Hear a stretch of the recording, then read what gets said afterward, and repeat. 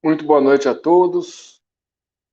Agradecemos pela companhia mais uma vez nesse estudo dos contos espíritas, onde a gente aprende com as lições, com as histórias, às vezes engraçadas, às vezes dramáticas, mas que os amigos espirituais, principalmente nosso querido Humberto Campos, Neio Lúcio, Meimei, Hilário Silva, né, esses espíritos que trouxeram através da mediunidade de Francisco Cândido Xavier e também de Valdo Vieira, principalmente esses, histórias que a gente vai se recordar para sempre, porque tocam o nosso coração, nos esclarecem, nos educam, nos ensinam, nos emocionam às vezes. Mas antes de iniciarmos, queremos fazer uma prece ao Senhor da vida, agradecendo por esse momento. Mestre Divino, Mestre Jesus, te agradecemos a oportunidade de estarmos reunidos em seu nome. Pedimos a sua assistência espiritual, Senhor, através de seus mensageiros, que o Senhor nos envolva, nos ilumine os corações, nos abençoe, nos inspire, para que possamos aprender com essas lições maravilhosas. Muito obrigado, mestre amigo, e ser conosco nesse instante, abençoando nossos lares, nossos corações, hoje e sempre, que assim seja. A história de hoje, o conto de hoje, se intitula A Única Dádiva. Mais uma vez, estamos utilizando o livro Ideias e Ilustrações, que é um livro que tem várias histórias de vários autores diferentes. Então, tirada de vários livros, mas que foram colocadas juntas, e por isso a gente recomenda como um livro, inclusive, para fazermos no Evangelho do Lar. Porque é sempre bom a gente fazer a leitura do Evangelho, e quando possível, principalmente se a gente tem criança em casa, adolescentes, mas também, né, nós continuamos fazendo, mesmo depois que os nossos cresceram e são adultos, a gente continua sempre tendo um livro de histórias para fixar, para a gente refletir, para a gente comentar essas histórias. Então, a história de hoje se intitula A Única Dádiva. É também do nosso querido irmão X, nosso Humberto de Campos. Conta-se que Simão Pedro estava cansado, depois de 20 dias junto do povo. Então, a gente sabe que isso é uma coisa que é pouco comentado nos evangelhos, né? Mas aqui, nos livros espíritas, né, os nossos irmãos nos mostram que Jesus, durante a sua missão, estava muito ativo, auxiliando o povo. Nos evangelhos, são mencionadas algumas passagens dessas, mas dioturnamente, né, todos os dias ele estava em contato com o povo e assim os seus discípulos também o acompanhavam. E aqui fala que Simão Pedro estava cansado depois de ficar 20 dias junto com o povo, buscando auxiliá-los. Banhara feridentos, alimentara mulheres e crianças esquálidas. E, em vez de receber a aprovação do povo, recolhia insultos velados aqui e ali. Isso acontece. Se a gente for ajudar as pessoas, muitas vezes as pessoas não compreendem. Às vezes as pessoas são exigentes. Eu lembro uma vez que eu estava numa casa espírita em Uberaba, casa espírita de Elinho de Carvalho, sempre tem a distribuição de Natal. Hoje em dia eles levam os mantimentos, né, que tem que fazer no final do ano, eles levam nas casas das pessoas cadastradas, mas teve uma época que eles distribuíam na porta, né? E eu estava ali do lado de fora, no meio do povo, justamente, e eu vi que várias pessoas estavam revoltadas com isso, com aquilo, não sei se porque mais de um entrou na fila, não lembro exatamente o que que era. E eu conversando com as pessoas, falei, olha, quem está distribuindo não está ganhando nada com isso. E eles são voluntários, claro que podem ter falhas na distribuição, podem, né, ter alguma coisa assim que não são perfeitos, não são profissionais, mas eles estão com boa vontade, eles estão e não estão recebendo salário nenhum, não estão nada, né? E aí as pessoas que estavam ali perto ouvindo assim, e parece que caiu um pouco a ficha, né? Porque às vezes as pessoas se tornam exigentes, mesmo com voluntários, mesmo que as pessoas estão fazendo aquilo de boa vontade e sem obrigação nenhuma de fazer aquilo, né? E aconteceu com Pedro. Pedro estava curando feridento, alimentava mulheres, crianças, mas o pessoal às vezes reclamava, falava mal, alguma coisa assim. Após 3 semanas consecutivas de luta, fatigara-se e preferia isolar-se entre alcaparreiras amigas. Então, ele estava cansado e procurou se afastar, né? Ficando entre árvores ali, tranquilo, isolado. Por isso mesmo, no crepúsculo anilado, né, o entardecer, estava ele só, diante das águas, a refletir. Aproxima-se alguém, contudo. Por mais busque esconder-se, sente-se procurado. É o próprio Cristo. Então ele não queria ver nem Jesus. Ele estava tão amargurado, tão cansado, que ele sentiu que alguém estava se aproximando, e mesmo sendo um mestre, ele procura fugir, ele queria ficar sozinho mesmo, né? Olha como são as coisas, né? Às vezes, imagina a gente, às vezes, mas às vezes a gente teria a mesma reação que ele, né? Pensa, imagina se tivesse oportunidade, né, de conversar com Jesus. Mas no caso de Pedro, claro, ele sempre tinha estado na companhia de Jesus. Naquele momento ele queria ficar sozinho. Nem o Cristo ele queria do lado dele. Que fazes, Pedro? Diz-lhe o Senhor. Claro que Jesus conhecia tudo, mas queria que ele falasse, que ele se abrisse, né? Penso, mestre. E o diálogo prolongou-se. Estás triste? Muito triste. Por quê? Chamam-me ladrão. Quer dizer, estavam chamando Pedro de ladrão, né? Embora ele estivesse ajudando as pessoas. Olha só como são as coisas, né? Então a gente tem que estar prevenido contra isso. A gente, quando for fazer o bem a alguém, a gente não precisa ficar esperando o agradecimento. Ou, se a pessoa agradecer, melhor para ela. Mas nós não podemos ficar na expectativa que as pessoas vão reconhecer nosso esforço, etc. Não é? Mas se a consciência não te acusa, que tem isso? Olha só, isso é uma reflexão importante para a gente. Que a gente fica muito preocupado com o que as pessoas dizem da gente. Mas se a nossa consciência não nos acusa, isso é suficiente. A gente está pouco ouvindo a nossa consciência, que é a voz de Deus, e dá muito ouvido que as pessoas, a gente está sempre querendo reconhecimento dos outros. A gente vive muito assim, e hoje mais ainda com os meios sociais, né, com as mídias, com a internet, a gente está sempre querendo, né, que as pessoas, a gente às vezes faz um comentário, alguma coisa, quantas pessoas viram, o que elas pensaram e tal. É bom a gente ter o feedback, quer dizer, a gente ter a resposta para melhorar, se aperfeiçoar, saber, mas não aquela preocupação, aquela agonia, né, com que as pessoas, e se as pessoas falam mal da gente, mas a nossa consciência está tranquila, tudo bem, né? Falaram mal do Cristo, por que não vão falar mal da gente? Falaram mal de Pedro, chamaram Pedro de ladrão, né? Mas ele estava aborrecido. Sinto-me desditoso, disse Simão Pedro. Em nome do amor que me ensinas, alivio os enfermos e ajudo os necessitados. Entretanto, injuriam-me. Dizem por aí que furto, que explora a confiança do povo.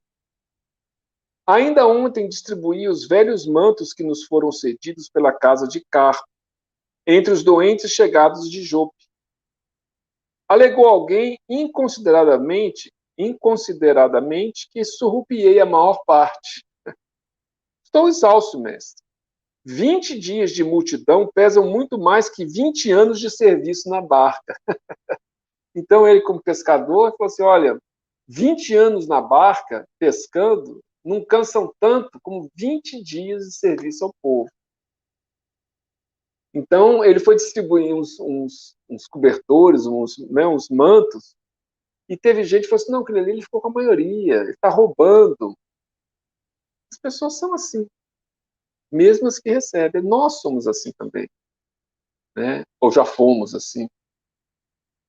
Mas a gente tem que pensar com Cristo. Se a consciência não acusa, né?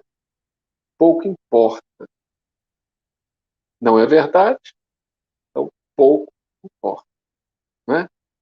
É diminuir a importância da opinião alheia.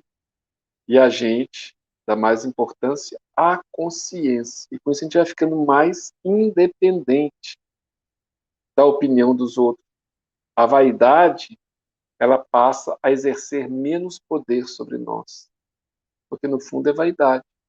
A gente querer brilhar para os outros, ser reconhecido. Né? Quando a gente controla a vaidade, começa a vencê-la, a gente se torna mais independente, mais feliz. Não é assim? Mas essa expressão é muito boa, né? 20 dias de multidão pesam muito mais que 20 anos de serviço na barca. Mal sabia ele que aí é só o começo. Ele passou o resto da vida junto da multidão. Principalmente depois que Jesus partiu, onde ele foi liderar justamente a casa do caminho em Jerusalém, onde recolhia as pessoas e tudo mais. E ali ele passou o resto da vida daquele jeito. Pedro, que deste aos necessitados nesses últimos 20 dias? Jesus perguntou. O que você deu para os necessitados nessas últimas 3 semanas? Moedas, túnicas, mantos, unguentos, trigo, peixe. De onde chegaram as moedas? Das mãos de Joana, a mulher de Cusa. As túnicas, da casa de Zobalã, o curtidor. Os mantos, da residência de Carpo, o romano que decidiu amparar. Quanta gente que estava ajudando ali, né? Os unguentos, do lar de Zebedeu, que os fabrica. Zebedeu, pai de João e de Tiago. Né? O trigo, da seara de Zaqueu, que se lembra de nós. Zaqueu, né? Se lembra da história de Zaqueu? Zaqueu dava trigo para ele, né? Distribuir para o povo fazer pão, etc. Né? E os peixes, da nossa pesca. Então, Pedro, pergunta Jesus, que devo entender, Senhor? Pedro responde, então. E aí Pedro fala, mas o que eu devo, né? O que o senhor quer dizer com isso? Que apenas entregamos aquilo que nos foi ofertado para distribuirmos em favor dos que necessitam. A divina bondade conjuga as circunstâncias e confia-nos, de um modo ou de outro, os elementos que devamos movimentar nas obras do bem. Disseste servir em nome do amor. Sim, mestre. Então, a providência divina é que, na verdade, acaba sendo o grande manancial e canaliza através das pessoas os bens que nós vamos, porventura, repartir. E aí Jesus fala, você disse que serve em nome do amor. Sim, mestre. Recorda, então, que o amor não relaciona calúnias nem conta sarcasmos. Importante isso.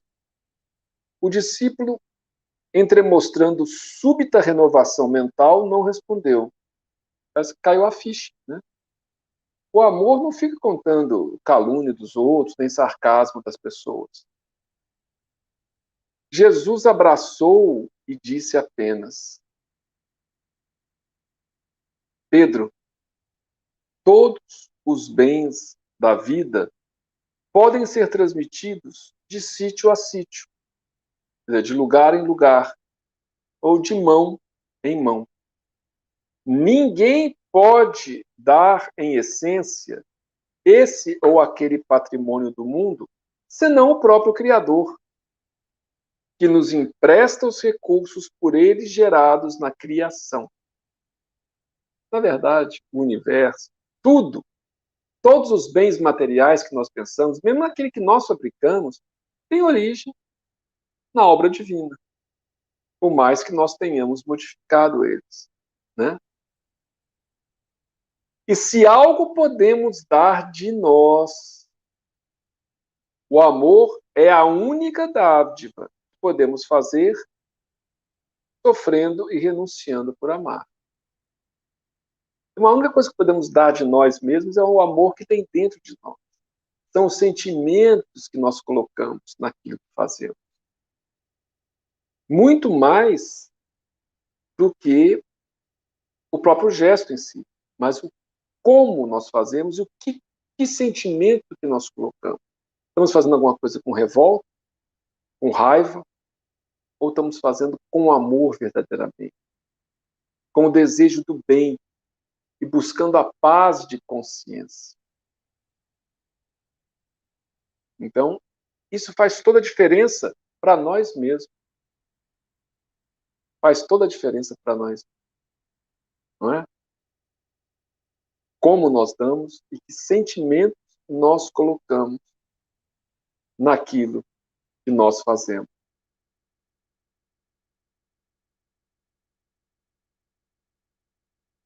O apóstolo compreendeu e beijou as mãos que o tocavam de leve.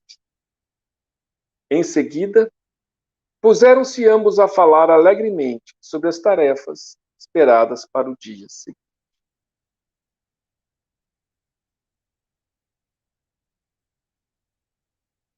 E aí, Pedro se renovou. Pedro compreendeu que a única dádiva que nós podemos dar é o amor.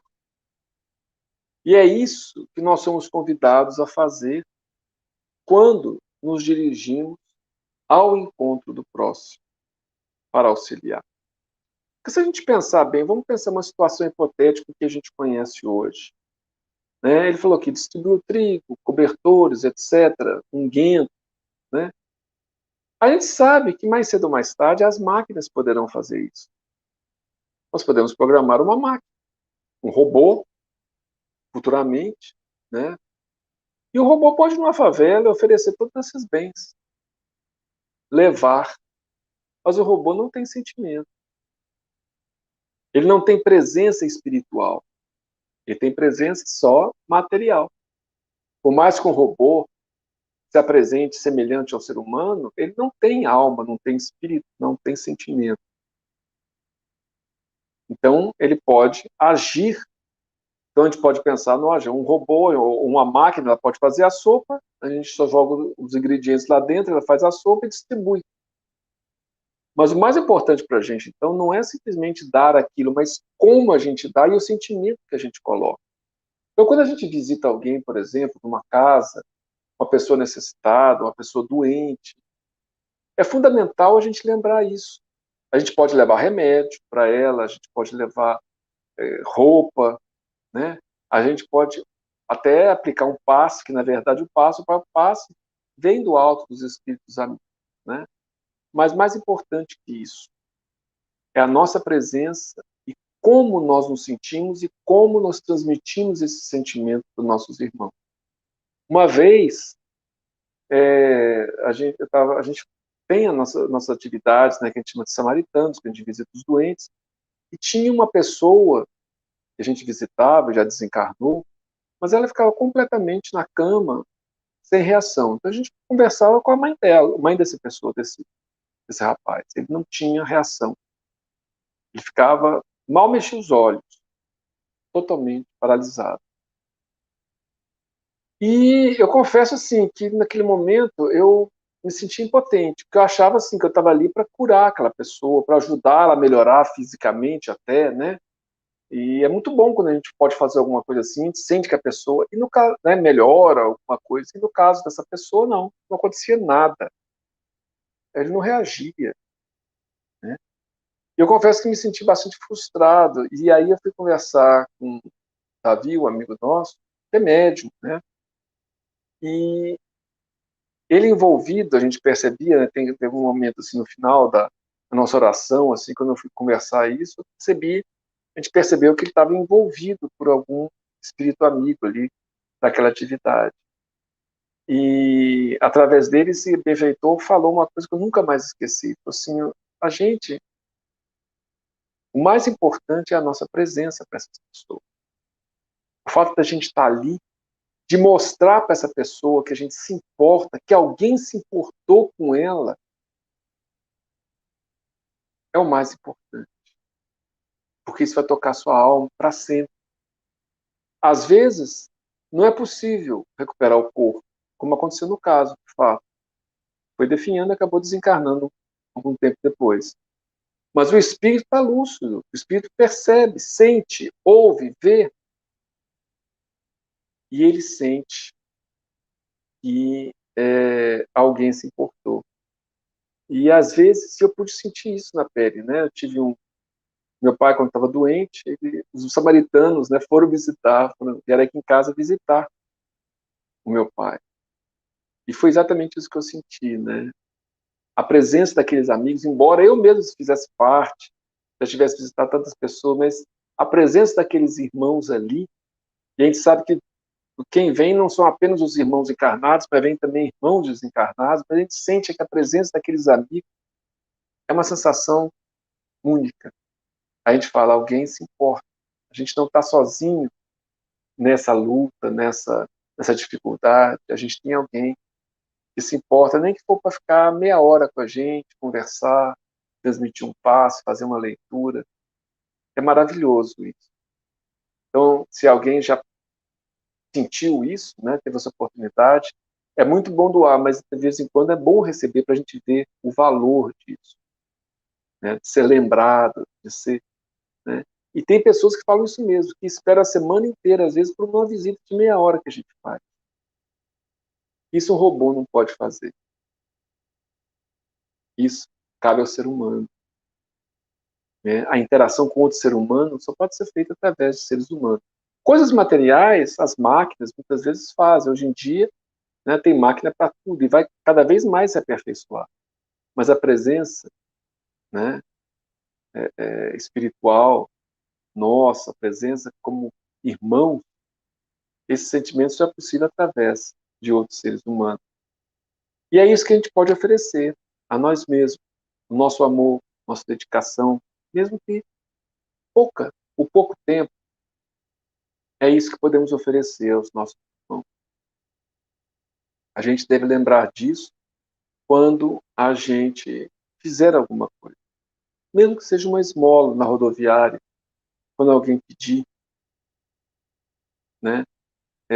Tem pessoas, às vezes a gente doa, tem pessoas que doam nem olham para a pessoa. E às vezes a gente faz isso. A gente doa, às vezes querendo se livrar, às vezes não, a gente quer ajudar mesmo, mas é importante a gente olhar nos olhos, às vezes, da pessoa e falar assim, oh, fique com Deus, que Deus abençoe.